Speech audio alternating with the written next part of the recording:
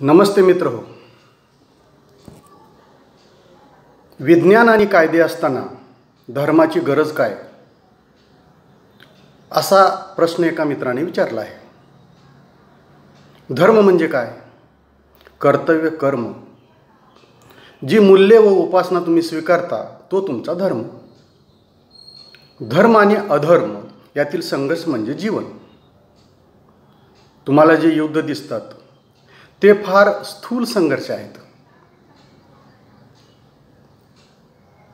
एकाच देशातील लढाई कधी सत्तेसाठी असते तर कधी संपत्तीसाठी असते. एकाच धर्मातील लढाई कधी व्यापारासाठी तर कधी जमिनीसाठी असते. संघर्ष धर्मामुळे नाही, स्वार्थामुळे होतो.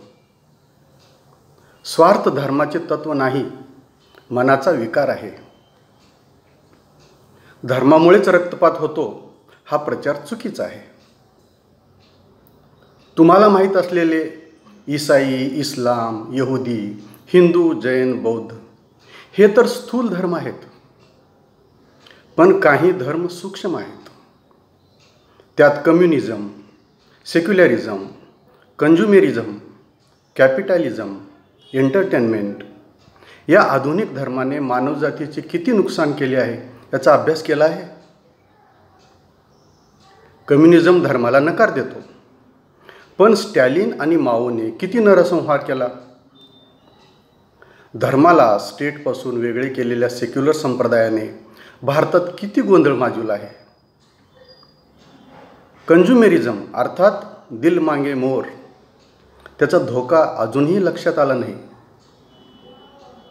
जाहिरातीचे संमोहन करून तुम्हाला अनावश्यक वस्तू घ्यायला कोण भाग पाडतो. अतिरिक्त घरे, अतिरिक्त गाड्या, बेडरूम, कपडे, जोडे याची प्रतिष्ठा कोण वाढवितो.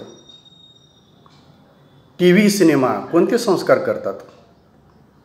ते फक्त मनोरंजन करतात की ब्रेन वॉश करतात.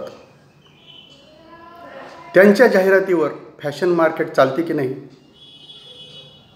या सर्व भोगावर, हव्यासावर संयम ठेवा म्हणून सांगणारे, साधेपणाची, त्यागाची शिकवण देणारे कोणते विद्यापीठ आधुनिक समाजाकडे आहे.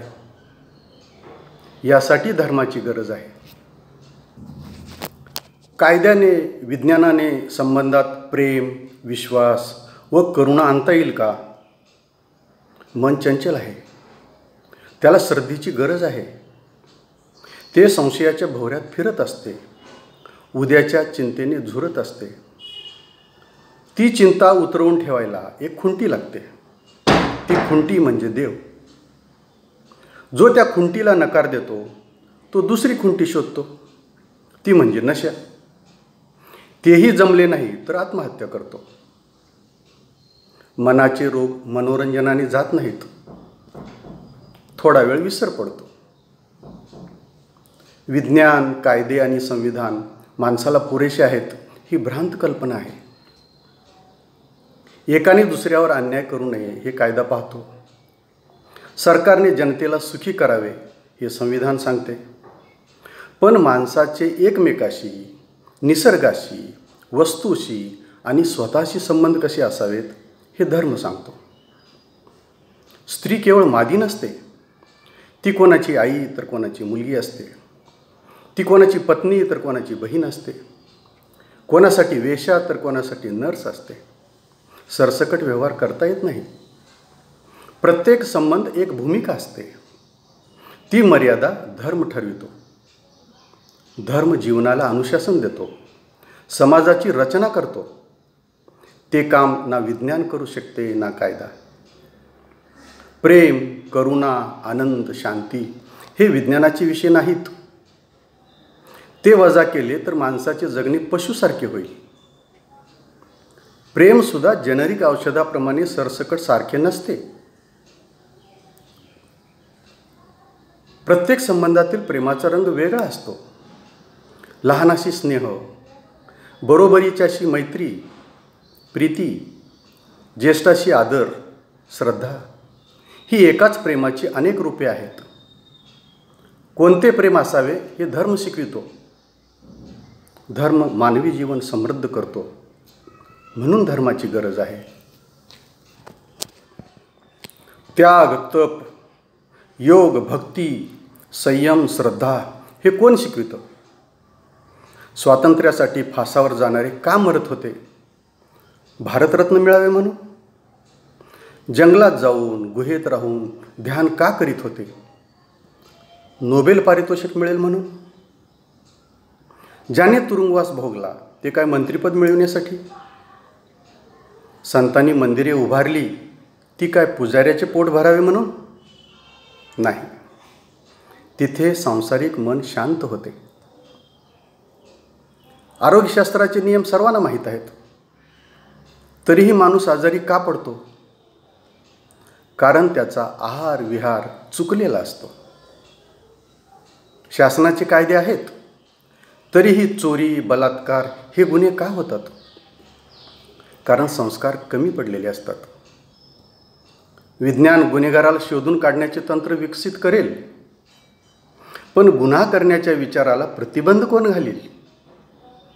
ते काम धर्माचे आहे. जसजशी बुद्धी विकसित होते तशी ती भ्रष्ट होण्याचा धोका वाढतो. एक अज्ञानी आदिवासी तेवढे नुकसान करू शकत नाही जेवढे वुहानच्या प्रयोगशाळेतील वैज्ञानिक करू शकतो. सत्ताधाऱ्याची एक घोषणा हजारो सैनिकाचा घात करू शकते. तिथे संयमाची गरज आहे. धर्म संयम शिकवितो. कला, काव्य, संगीत याचे संविधानात काय स्थान आहे? सौंदर्य, प्रेम, ध्यान याची विज्ञानाला कुठे जाण आहे? पण या गोष्टी वाचून माणसाचे जीवन वैराण आहे, दीन आहे. सज्जनाच्या हातातील तलवार धोकादायक नसते, पण दुर्जनाच्या हातातील फुलही भानगड करू शकते. सज्जनाला दुर्जन होण्यापासून रोखण्याचे काम कायदा नव्हे, धर्म करतो. म्हणून धर्माची गरज आहे. आधुनिक विज्ञान अन्नाचा उपयोग शरीरापुरताच मानते. आहारातील घटकाच्या असंतुलनामुळे जे दोष निर्माण होतात त्यावर उपचार करते. आधुनिक विज्ञान आत्मा मानित नाही, कारण त्याला ते सिद्ध करता येत नाही. आत्मा वजा केल्यानंतर माणूस फक्त यंत्र उरतो. विज्ञान शरीराला यंत्राहून अधिक समजतही नाही. दोष विज्ञानाचा नसून विज्ञानाला अंतिम सत्य मानणाऱ्या बुद्धीचा आहे.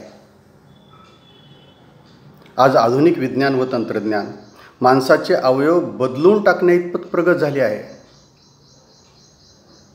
पण मनावर नियंत्रण कोणाचे? प्रेमाचा स्रोत काय? प्रतिभेचे स्थान कोणते?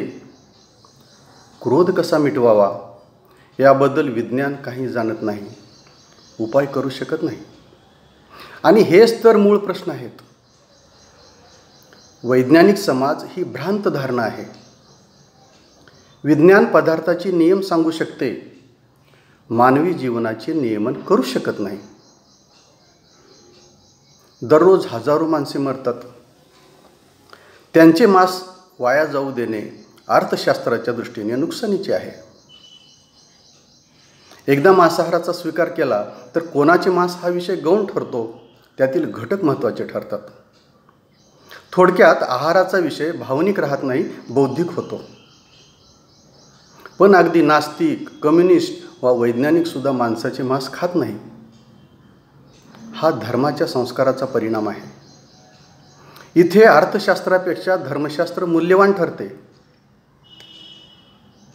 विज्ञान प्रकृतीवर बलात्कार करते, धर्म प्रेम करायला शिकवितो.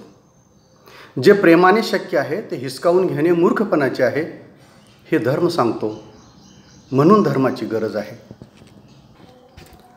माणसाच्या जीवनातून धर्मच काढून टाकला तर धर्मांतराचा उपद्व्याप बंद होणार नाही का, असा एक तर्क मांडला जातो. सोपे तर्क फसवे असतात, ते चटकन पटतात. पण घाईने निष्कर्ष काढू नये, खोलात जाऊन चिकित्सा करावी. प्रत्येक धर्माच्या व्यक्तीला असे वाटते की माझा विचार सत्य आहे, माझी श्रद्धा योग्य आहे, माझी उपासना श्रेष्ठ आहे. त्याचा इतरांनी स्वीकार केला पाहिजे. जर तो करीत नसेल तर त्याचे चुकत असले पाहिजे किंवा माझे चुकत असले पाहिजे. दोन परस्पर विरोधी विचार एकाच वेळी सत्य असू शकत नाहीत, हा तर्कशास्त्राचा नियम आहे. तर्क मनाचे शास्त्र आहे. अनिर्णित मन अस्वस्थ असते. ते थांबविण्यासाठी मला एकतर त्याच्यासारखे व्हावे लागेल किंवा त्याला माझ्यासारखे करावे लागेल. मला त्याच्यासारखे व्हायचे तर मी अज्ञानी होतो हे मान्य करावे लागेल. अहंकाराला हा अपमान वाटतो, पण धर्म आधी अहंकार सोडायला सांगतो. म्हणून आम्हाला धर्म नकोसा वाटतो. विचार परिवर्तनाचा प्रयत्न सर्वच क्षेत्रात चालतो. राजकीय क्षेत्रात सत्ता संघर्ष चालूच असतो. त्यात हिंसा झाली तर निवडणुका बंद करा असे कोणी म्हणत नाही. पक्ष परिवर्तनाचा खेळ चालू असतो. त्यात केवळ विचार असतो की स्वार्थ, तो का थांबवित नाही. कॅपिटॅलिझम की सोशलिझम या संघर्षात लढाया होतात. कोणते तंत्रज्ञान श्रेष्ठ यात स्पर्धा संघर्ष चालूच आहे. याचा अर्थ विचार परिवर्तन वा धर्मांतर सर्वच क्षेत्रात चालते. धर्म वजा केला तरीही बाकीच्या लढाया चालूच राहतील. त्यामुळे धर्माला नकार देण्यापेक्षा त्याचे शुद्धीकरण करणे हाच पर्याय योग्य ठरतो. धर्मगुरूवर विश्वास कसा ठेवावा असाही प्रश्न विचारला जातो. काही धर्मगुरू भ्रष्ट निघाले, बलात्कारी निघाले. हे पाहून तुमचा धर्मावरचा विश्वास उडाला. कोणावरही विश्वास ठेवू नका. आग्रह नाही. स्वतः अभ्यास करा, ध्यान साधना करा. गुरुजवळ किती जायचे हे तुम्ही ठरवा. दुसऱ्याला दोष देणे सोपे असते, पण मला माणूस ओळखता आला नाही असा विचार का करीत नाही. कोणत्याही क्षेत्रात 10-20% धूर्त असतात. तुम्ही नेत्यावर विश्वास ठेवता ना. तो भ्रष्ट निघाला तेव्हा लोकशाही व्यवस्था बंद करा म्हणत नाही.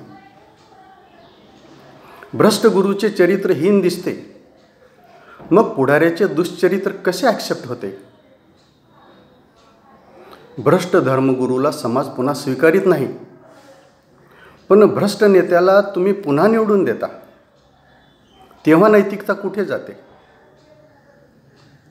किती आर्थिक घोटाळे झाले. जे तुरुंगात आहेत त्यांचे वाढदिवस बाहेर साजरे होतात. हा आहे नैतिकतेचा स्तर. खेळामध्ये मॅच फिक्सिंग होते असे आरोप होतात ना, म्हणून तुम्ही क्रिकेट पाहायचे बंद करीत नाही. सिनेमातील नटनट्याचे चरित्र कसे असते, त्यांचे भिकार चित्रपट कसे चालतात. यात बचाव असा केला जातो की आम्हाला चरित्राशी काय घेणे, आम्ही कला पाहतो. मग हा नियम गुरुला का लागू पडत नाही. आम्ही कीर्तन ऐकतो, गुरुच्या खाजगी जीवनाशी आम्हाला कर्तव्य नाही असे म्हणत नाही. कारण तुम्हाला आत्मपरीक्षण करायचेच नाही. धर्म आत्मपरीक्षण करायला सांगतो. दुर्जनाच्या पापाची बेरीज केल्याने तुम्ही समीक्षक होऊ शकता, सज्जन सिद्ध होत नाही. विचारात विधायकता नसेल तर शुभ कार्य घडत नाही. म्हणून आज धर्माची गरज आहे, उद्याही राहणार आहे.